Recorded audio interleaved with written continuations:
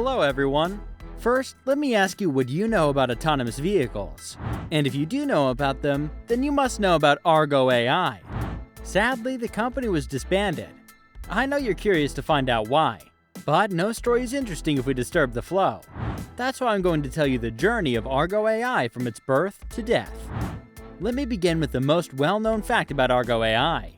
It's an artificial intelligence company that designs, builds, and deploys self-driving technology. It was founded by Bryan Salesky and Peter Rander in 2016. Now you might ask who they were. Bryan Salesky and Peter Rander are both graduates of Carnegie Mellon National Robotics Engineering Center. So they have in-depth knowledge about the subject of artificial intelligence and robotics. They both have held leadership positions in the autonomous development teams at Google and Uber respectively. So there was nothing to be worried about the strength or the capacity of the founders. Their sole aim of founding Argo AI was to create self-driving technology that would make moving around cities safe, simple, and pleasurable for everyone. So they collaborated with the top manufacturers in the world to develop self-driving cars for use in ride-hailing and package delivery services to meet that objective. The company raised funds in 3 rounds, and its first investor was Ford. Ford backed up Argo AI with $1 billion over 5 years. Startups for autonomous vehicles exploded in that same year, and between 2016 and 2017, project funding surged from $1.1 billion to $5.2 billion. 2 years later, Volkswagen Group gave the startup $2.6 billion in cash and assets. Around that time, Ford and Volkswagen, who collectively owned a substantial majority of Argo AI, announced they'd develop cars using Argo AI's autonomous driving technology. Later, Lyft also joined Argo AI with its investments in the company, and the most recent fundraising, which was a corporate round, was on July 21, 2021. Argo AI did also require 2 organizations. Their most recent acquisition was Autonomous Intelligent Driving on July 12, 2019, which they bought for $1.6 million. Earlier in 2017, they acquired Princeton Lightwave, a LiDAR producer, in a move to take ownership of its supply chain. One goal of Argo AI was to make all streets and highways in the world safe, usable, and accessible. So they wanted to develop self-driving cars using computer science, robotics, and artificial intelligence. I know, I also feel like owning a car like Knight Rider. Oh, I miss that TV show so bad.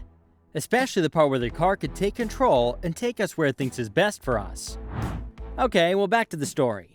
While there's currently technology to support human drivers and partially automate driving tasks, completely replacing a human driver is still a very difficult task. To address it, developments in artificial intelligence, machine learning, and computer vision are necessary. These innovations will eventually give rise to a new generation of vehicles that are intelligent, connected, and capable of operating securely either on their own or as part of a shared fleet. Autonomous vehicles have the potential to save tens of thousands of lives, give many more people access to personal mobility, and change the urban environment. In terms of safety, a self-driving car's ability to be constantly alert can allay any worries about driver inattention. People wouldn't have to focus on driving when they don't want to, or are able to perform the work, which would enable the peace of mind that comes with having a chauffeur. Instead, a vehicle would handle the actual driving. Autonomous vehicles will give millions of people who might not be able to drive themselves safely or legally freedom and independence in terms of mobility. Self-driving vehicle networks can significantly lessen much of the traffic congestion that's currently suffocating urban areas. Feels like a whole new dimension, right? Yes, that's what Argo AI wanted to achieve. So how much of it could they achieve? To explain it, let me first show you the levels of driving automation. Level 1, or L1, means driver assistance. L2 means partial driving automation. L3 stands for conditional driving automation. L4 is high driving automation, whereas L5 is the level of full driving automation. So the goal of Argo AI was to reach L5, but they couldn't even reach L4 by 2021 as they'd promised. It was a promise made to Ford. Yes, an agreement.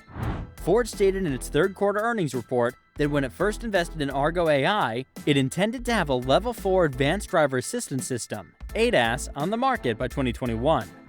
This system would allow a car to completely drive itself in some circumstances, while still allowing human override. As Argo AI was unable to meet the target, Ford was not willing to keep funding the company further. L4 is considered to be practically full self-driving technology. where AI makes predictions on probable incidents and then corrects them.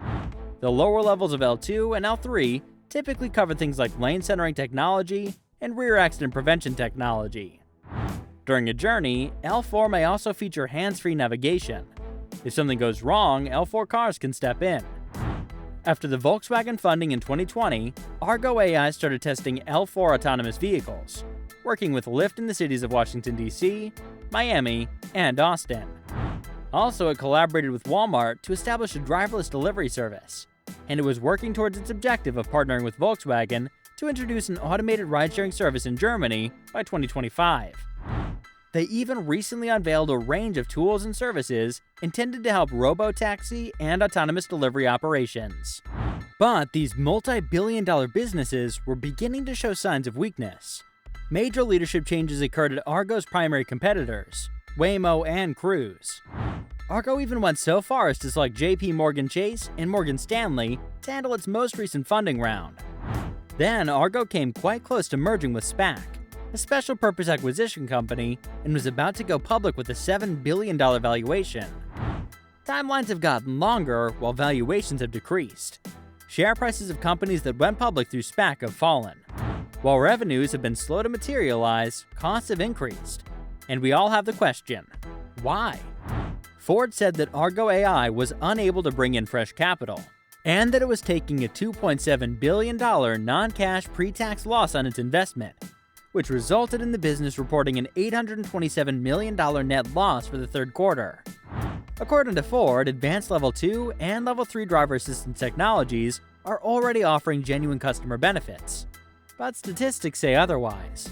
The National Highway Traffic Safety Administration said in June that 6 fatalities occurred as a result of 367 crashes involving vehicles with self-driving technology between July 2021 and mid-May 2022.